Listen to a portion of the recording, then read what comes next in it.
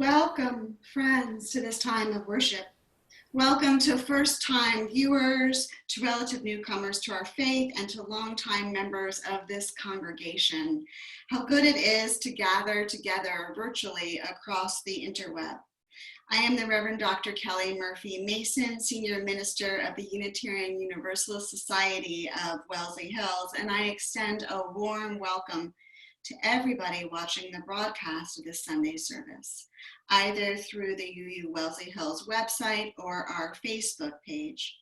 We are very grateful to our remote participants who continuously widen the reach of this beloved community. Whether you are feeling jubilant or heartbroken, frightened or courageous, you belong with us. May all of us find peace in this time. Whoever you are, wherever you find yourself on your personal journey, whatever the sources of your faith, we are glad to have you with us today as we hold our monthly Touchstone service, which in May honors the Sabbath. Welcome, everyone. Good morning. I am Acting Director of Educational and Family Ministries, Michael Packard. At UU Wellesley Hills, we are celebrating 150 years of gathering in community. For generations, we have nurtured one another's enthusiasm and encouraged lifelong spiritual questioning, starting at the earliest ages. Please note that for this virtual worship, you can find our order of service on our This Sunday page on our website. This year, we are building beloved community as part of our 2019-2020 Touchstones project. And in May, our touchstone is Sabbath. The Reverend Dr. Donna Shaper explains, Sabbath invites limited time to become expansive time. Sabbath makes spacious what is cramped. It makes large out of small, generous out of stingy, simple out of complex. Sabbath is time that actively includes the presence of Spirit. How do you include that presence in your Sabbath? We encourage you to join a monthly Touchstone group if you have not already. Note that while in person, programming is suspended through August 30th, all our Touchstone groups will be meeting virtually. Be sure to follow UU Wellesley Hills on our social media outlets to keep current on our many happenings. Always feel free to post any news you have for the community in our Facebook group share. All weekly events, including our casual chat, tech talk, midweek reflection, musical meditation, all ages activity, bedtime stories, and coffee circle, can be accessed online. You will find the links for all those listed in the monthly calendar on our website. Also, I will continue to send out This Week in Zoom mailing each Monday. Immediately following the service, we will hold our virtual fellowship hour in Zoom, where intern minister Joan de Artemis will host. Each Sunday, we take a few moments to recognize some of our many volunteers. Today, we want to thank the fine volunteers who make up our LGBTQ+ task force. They'll be hosting Pride Movie Night online this Saturday, May 16th. So tune in to watch their screening of Booksmart. We wish everyone celebrating today a very happy Mother's Day. Now, we invite those who are watching the broadcast of this worship service on our UU Wellesley Hills Facebook page. Take a moment to announce yourself in our audience and to greet one another in this electronic community of ours.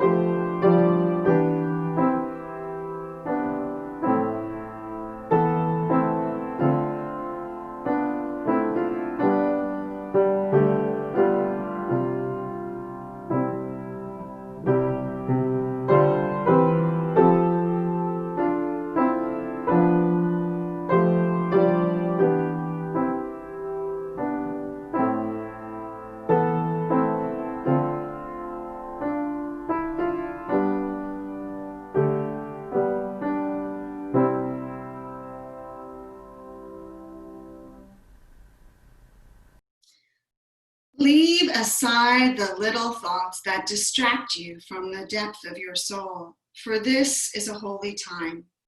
Join with others in this community of seekers, and together let us find our Sabbath.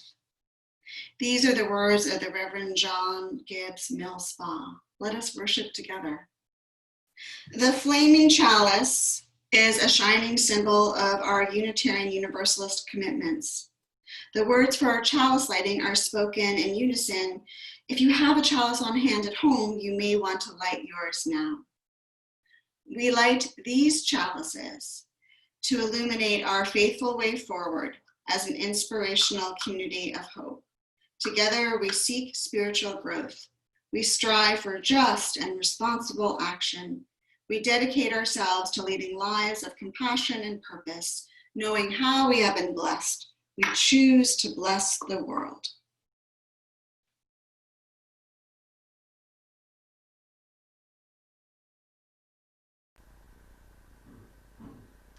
Good morning. I'm Susie Cartran, the Director of Music at UU Wellesley Hills.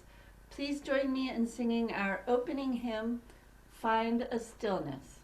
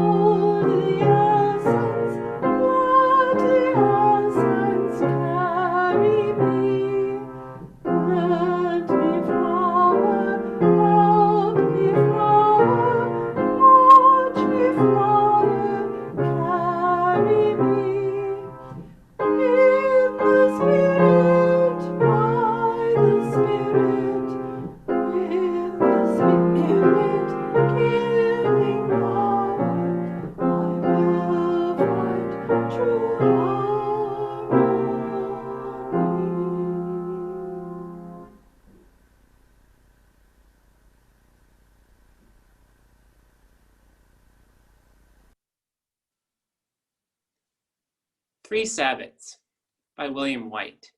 That's our story today. Before I begin, I want to say that it may start off sounding like I'm telling a joke, but trust me, there will be no punchline at the end. So it starts off with three farmer friends, a Muslim farmer, a Jewish farmer, and a Christian farmer, who all lived where there were adjoining fields. Now, each man was a very hardworking farmer, also very devout in their religious practice.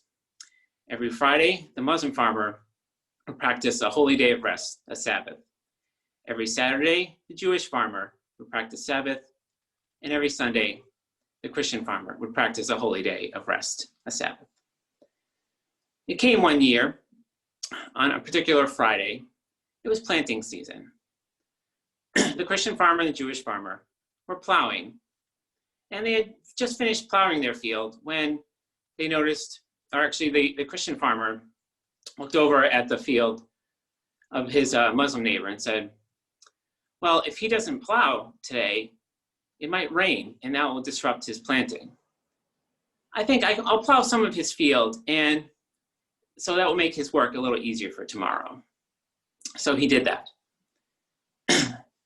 It also turned out that the Jewish farmer had the same idea.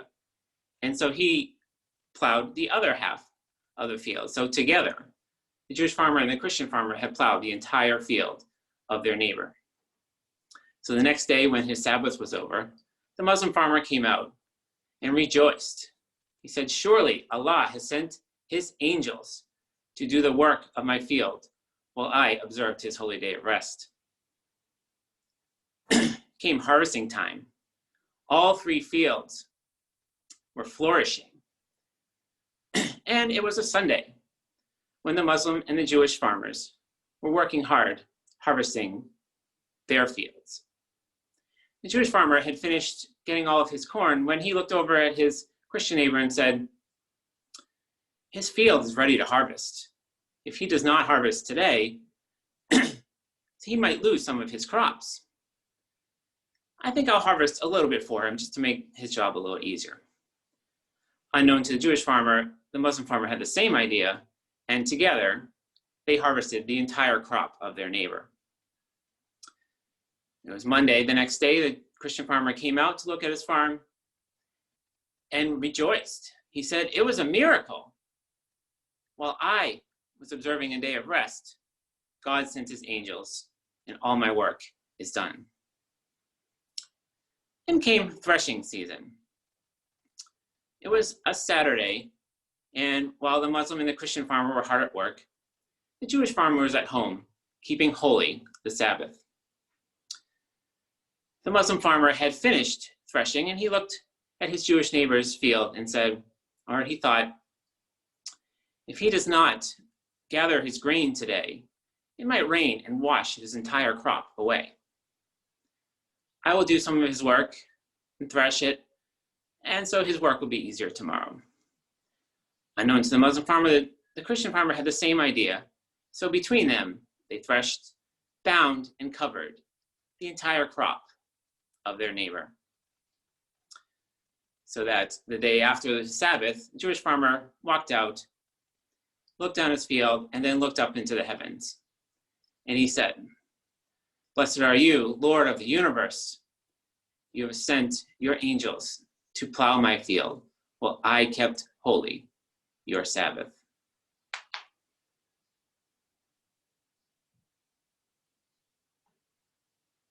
That's the end.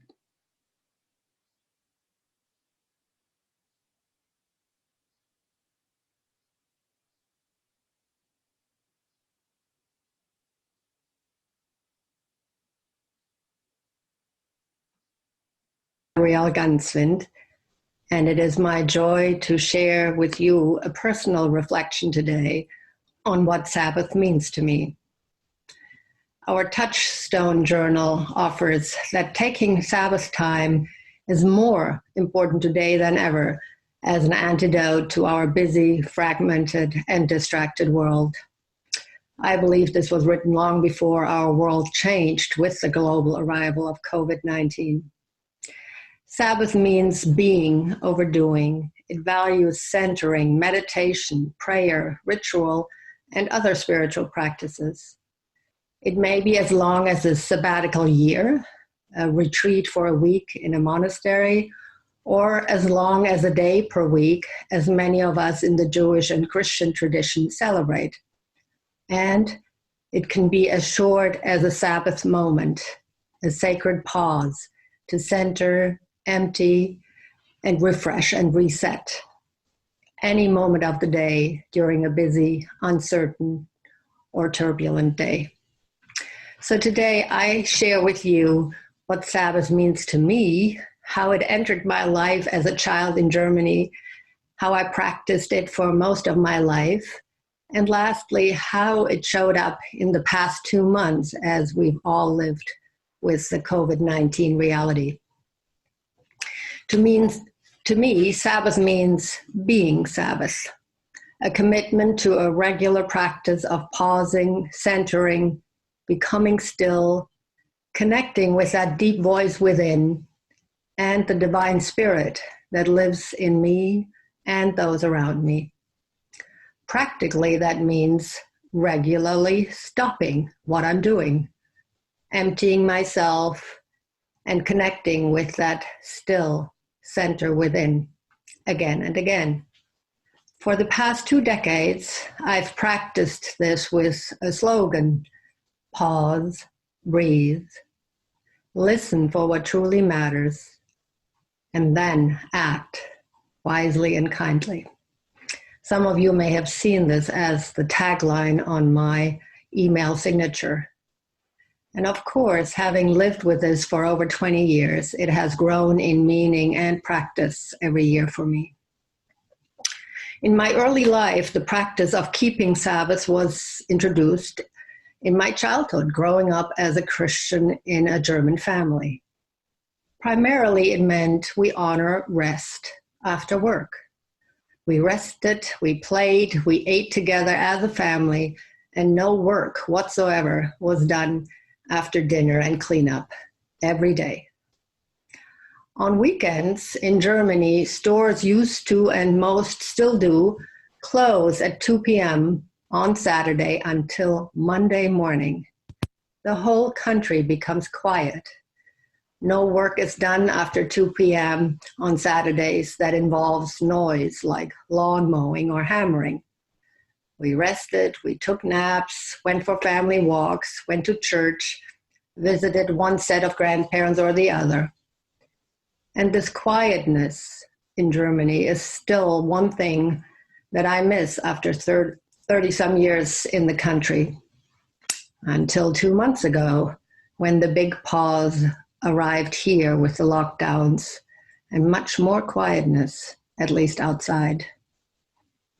Compared with my Jewish friends who practice a more disciplined Sabbath, or Shabbat as they call it, my family version of Sabbath was more relaxed, and yet it instilled a deep practice and longing in me to seek quiet and rest after work, to balance work, doing, and doing nothing, daily and especially on weekends. So over the years that I've lived in this country, and especially since my training as an interfaith minister, my desire for quiet, mindful reflection, contemplation, meditation, and even monastic retreats has increased.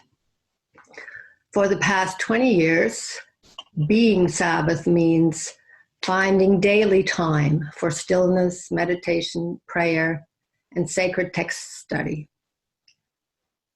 It was a deeply held aspiration and morning practice all these years. And as with many habits, they thrive when developed and strengthened in community. I spend time in monasteries or retreats several times a year now. And for the past 4 years, I've enjoyed sacred text study and meditation groups each Saturday and Sunday that I am in town. And as our world keeps accelerating in craziness, I found that more and more Sabbath moments are called for if I want to remain centered and able to serve. And I remember a story told about Gandhi, who, when facing a particularly busy day, was told by his disciples, "Master, today you're so busy, you cannot meditate for your usual hour." To which Gandhi replied, "Indeed, if we have such a busy day today, I must meditate for 2 hours." Likewise, in the past decade, it became clear that more time, more skill, and dedication to Sabbath moments and practices were needed for both myself and the leaders that I serve in my coaching practice. We train to remain still points, islands of sanity, amidst a world that is growing more and more uncertain and unpredictable. And for the last 5 years, I've been training with a global community of practitioners who seek to be calm, compassionate, clear-seeing presences who can witness and serve with gentleness, decency, and bravery as many systems around us collapse and will collapse. Now that we've entered a new phase with COVID-19, I began a monastic rhythm of Sabbath for the past 2 months. In these 2 months of lockdown, I adopted a discipline 3 times a day, sacred pause or Sabbath practice. At 8 a.m., noon, and 8 p.m., I join or lead community reflections and meditations. In community, we bear witness to what is present, quiet ourselves in body, mind, and heart, so that we can remain gentle, calm, and clear-seeing. The compounding effect of these 3 times a day practices, along with many other Sabbath moments of mindful breathing during the day, weeping, walking meditation at times, noticing the beauty of spring outside, all has been astounding. Having this rhythm for 8 weeks now has kept me sane, allowed me to stay much more in equanimity and service for many more hours a day than ever before. So being Sabbath, being restful, quiet, sinking into the inner refuge and connecting with the divine at least 3 times a day has been a joy, a discipline, and life-saving. And it's one of the many discoveries of this time that I do not want to let go as we reopen our world. In his book, Sabbath, Wayne Mueller says it best. Being Sabbath means, at our best, we become Sabbath to one another. We are the emptiness, the day, the moment of rest. We become space so that our loved ones, the lost and sorrowful, may find rest in us. Whenever 2 or more are gathered, there am I in the midst of you. No fixing, no harming, no acting. Quietly empty, we become Sabbath, where the sorrows of the world are safely poured and gently dissolve into the immensity of rest and silence. May each of us find our own way of being Sabbath in this world. Thank you for welcoming my reflection. Enjoy this beautiful Mother's Day, a Sabbath moment to relish all that we have mothered in our life. Thank you.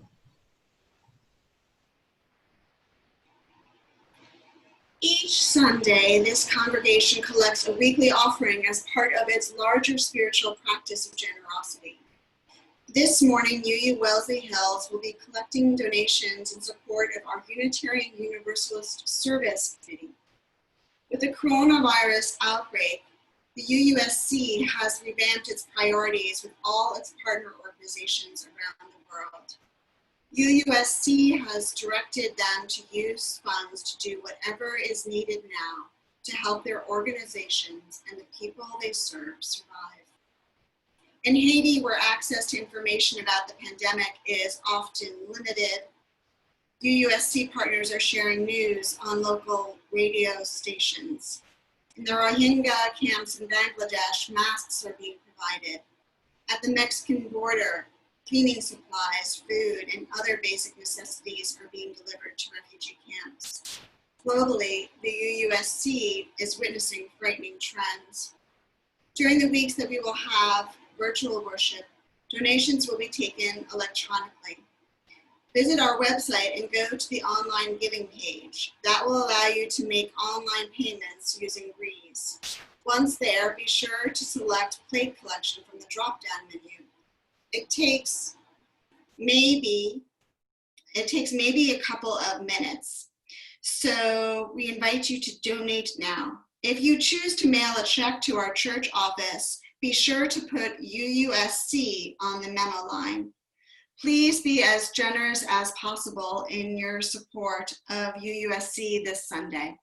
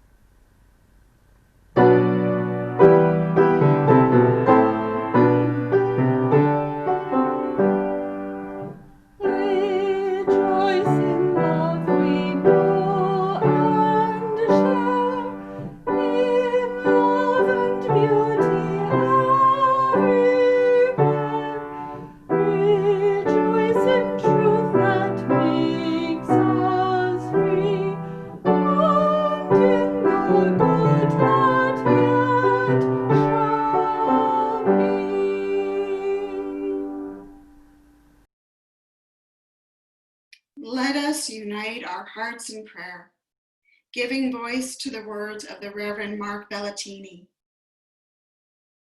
May the difficulties of the week take their Sabbath now, their brief and simple rest.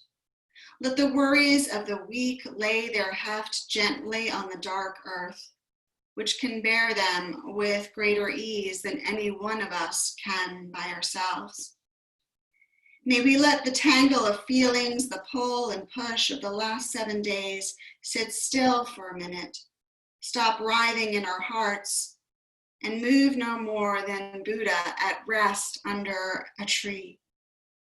Let there be stillness in our hearts for a moment, the balance point between breathing in and breathing out, like the pause of a dancer between the movements in music. Let the breathing be free and flowing. May we let our pulses trace a slower rhythm in our wrists. Let the coming silence be like hands pulling back a curtain, revealing the table set with the feast of life, which is present here and now and has been the whole while, present to those who give up living in either the past or the future. Amen. With these words now in our minds and our hearts, let us enter into the sacred stillness of a shared silence, listening for the wisdom within.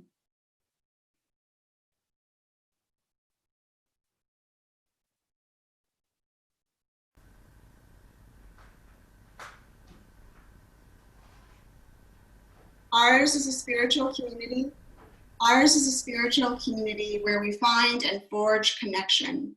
We trust in the strength of our mutual support, knowing how it has sustained us day after day, year after year. We heed its call to build beloved community.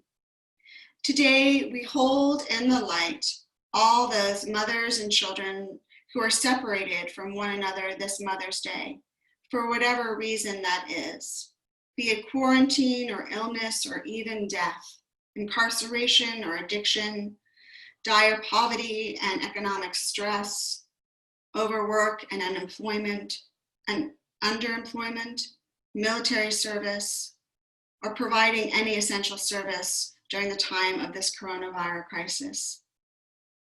And we lift up all those mothers who love and care and have supported and nurtured children of all ages, whether they be foster mothers or biological or adoptive or surrogate mothers, and all those grandmothers and aunts and sisters and family friends and community volunteers who have mothered children and youth for so many years in so many ways. Now we invite you to recall the names of persons or places you are holding in your hearts, either as a source of concern or cause for celebration. If you have candles on hand at home, you may want to light one for our collective joys and another for our collective sorrows.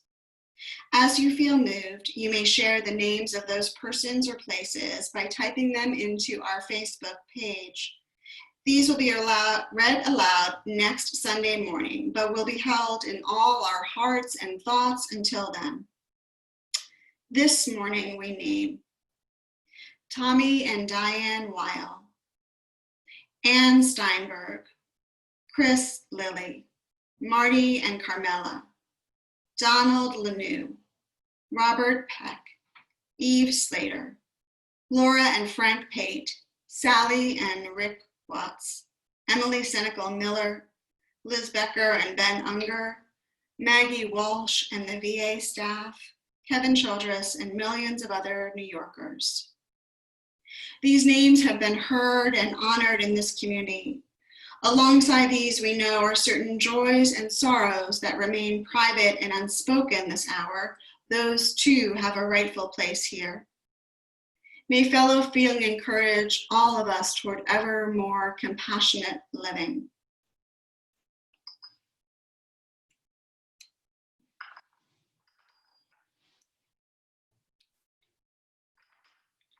These kindled lamps remind us that we are all kindred souls. We are never alone in the human condition, There is a love that cares for all.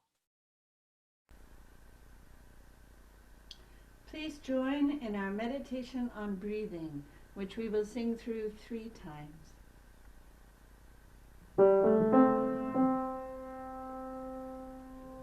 When I breathe in, I'll breathe in peace. When I breathe out, I'll breathe out love. When I breathe in, I'll breathe in peace. When I breathe out, I'll breathe out love. When I breathe in, I'll breathe in peace. When I breathe out, I'll breathe out love.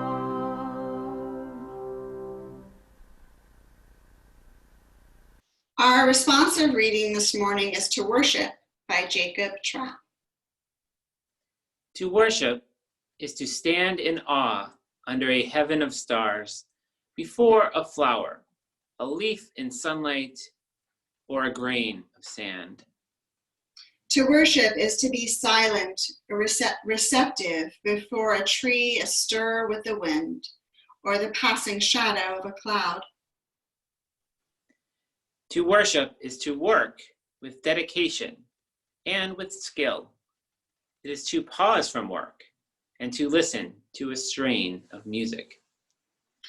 To worship is to sing with the singing beauty of the earth. It is to listen through the storm to the still small voice within.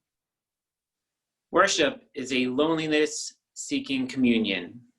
It is a thirsty land crying out for rain. Worship is kindred fire within our hearts. It moves through deeds of kindness and through acts of love. Worship is the mystery within us, reaching out to the mystery beyond.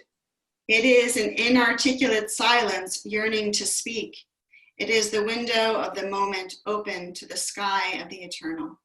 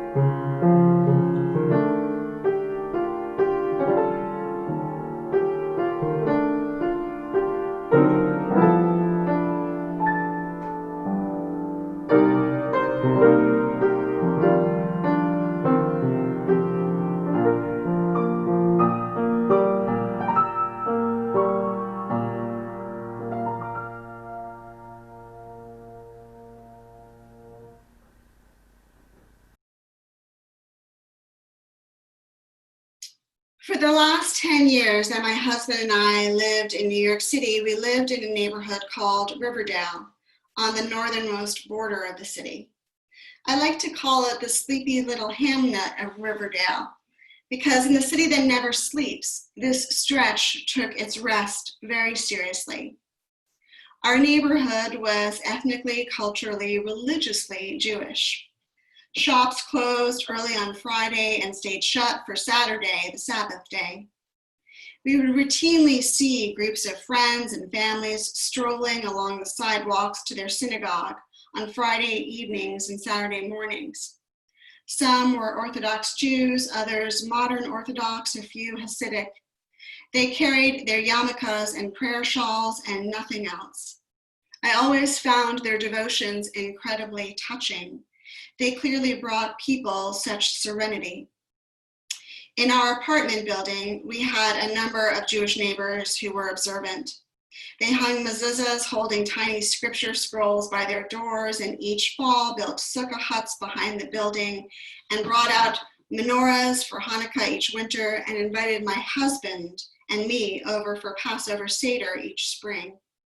They were unfailingly kind and generous toward us. One family we got to know especially well over the years. We watched their 3 children grow up and even went to their oldest's bar mitzvah. Their mother, Nancy, always seemed to have her hands full, but never more so than on a Friday afternoon. Sometimes in the building lobby, we could hear her divvying up chores between the older children. Everyone was racing to get everything done before sundown so they could have their Shabbat meal together. Over time, I noticed their family routine became a part of my own weekly rhythms. I would run to hold the door open for them as they scurried back with bags from the Israeli market. They had the drill down and moved through its paces pretty quickly. For a time, I thought it was ironic that they were rushing so much to rest. I no longer do. Watching how much we all rush through our days now, it seems incredibly important that we punctuate them with rest, collective rest, shared rest, communal rest, Sabbath time. 7 years ago in Atlanta, a woman named Tricia Hershey, who was then a student in the Masters of Divinity program at the Candler School of Theology at Emory University, noticed that her life as a seminarian was exhausting and that she needed much more sleep than she was getting. So she started napping when she could and where she could, in the campus quad, at library tables, and in the pews at chapel. Her cumulative naps felt transformational. They constituted a spiritual experience for her. Naps really saved my life, Hershey told Atlanta Magazine. Sleep is such a healing portal. That insight gave rise to what started in 2016 as a project and has since become a movement. Hershey calls this the nap ministry. In the years since her graduation, Hershey has taken the nap ministry all across the country and is now its nap bishop. She is a vocal proponent of the public and unabashed practice of rest and organizes communal napping events in cities everywhere. She considers these crucial for restoring community, particularly for people of color. As an African-American woman, Hershey draws on the wisdom of womanist theologians who challenge those punishing, pervasive, and pernicious messages that valorize human suffering. She sees the long legacy of slavery taking the novel forms of chronic exhaustion and widespread sleep deprivation. Rest is resistance. Rest is liberation, Hershey contends. Rest is soul care. Rest is spiritual care. Indeed, in our capitalistic culture, an ethos of rest is intensely countercultural. The Protestant theologian and biblical scholar Walter Brueggemann explains that Sabbath is about withdrawal from the anxiety system of Pharaoh, the refusal to let one's life be defined by production and consumption. Sabbath becomes a decisive, concrete, visible way of opting for and aligning with the God of rest. Yet how often do we align with that God instead of mammon? For more than a decade now, I've had the great privilege of working with a marvelous spiritual director. Spiritual directors pay very close attention to people's spiritual lives and development. And in recent years, mine has become preoccupied with the regularity of my rest practice and whether I keep a Sabbath. Because I have not given it the honor it is due, the honor that my old neighbors paid it, the honor that the nap bishop preaches it deserves. Stop rushing and pushing yourself so much, she tells us. As grind culture slows down, will you? If not now, my spiritual director asks me, then when? Our divine bodies were not created to be machinery. Stop grinding, the nap bishop commands. We are constantly told to go harder, grind more, boss up, push through, fake it till you make it, and sleep when you are dead. I'm wondering where we can find tenderness, softness, alignment, and rest. Aren't you tired? She asks us. Honestly, more often than I care to admit it, I am. I go harder and grind more and push through exhaustion. I suspect that many of you do these same things.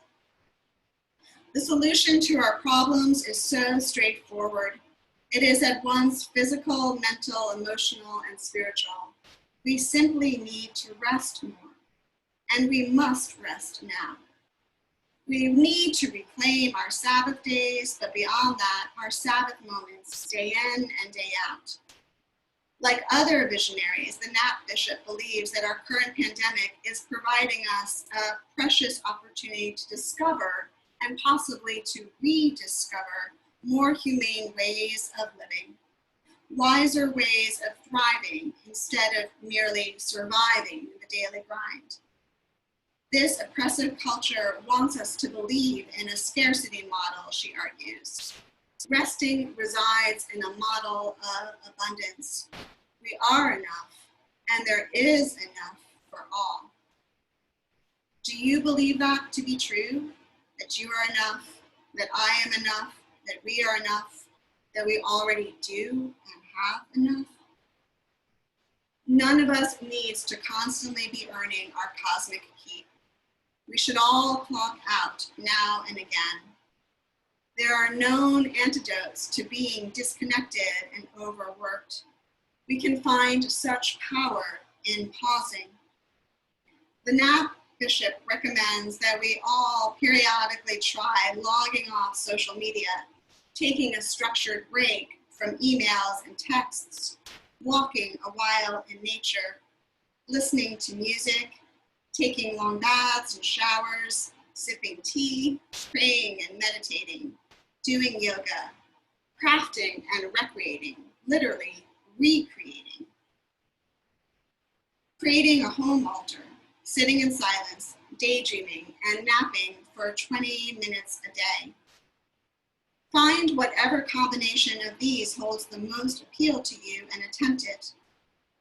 The present seems like the best time to try it, and you may want to start with a nap. We can each honor the Sabbath we need today more than ever. To worship is to stand in awe. To worship is to be silent, the late Unitarian Universalist minister Jacob Trapp proclaimed. To worship is to pause from work and listen to a strain of music. To worship is to sing with the singing beauty of the earth. One of my favorite souvenirs from our years in New York City is the framed poster that now hangs in our house titled Bird's Eye. Painted years ago, it was one of the displays that the MTA network rotated through the subway system. It depicts the city in complete quiet and utter stillness, bathed in moonlight reflected off of skyscrapers as the birds fly over winding subway cars on elevated tracks. It always reminds me a bit of the sleepy little hamlet of Riverdale on a Friday night, taking its familiar shelter in Sabbath. I've been studying this lovely painting a lot lately. It seems to me to be that scene, only moments after millions of people have rushed to their rest. Looking at it, I can almost hear the neighbors in our old building speaking Hebrew to one another and wishing each other Shabbat Shalom. The poster makes our world look just heavenly. Of course, when we stop to notice it, to truly attend to the spirit of our time here, It so often is.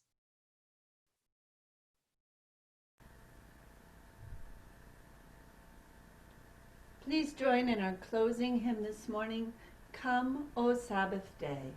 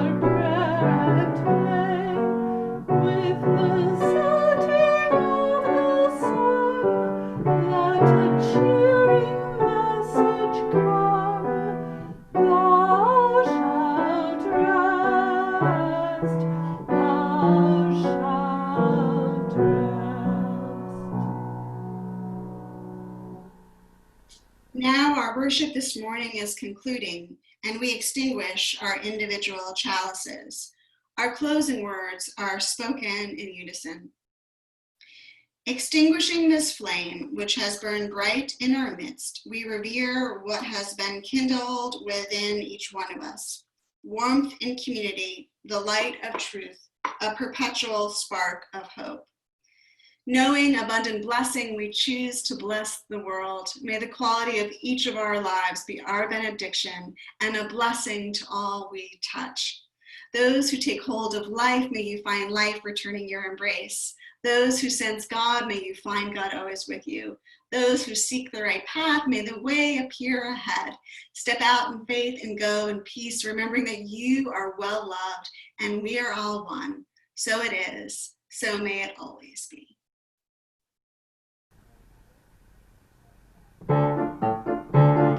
Shabbat Shalom.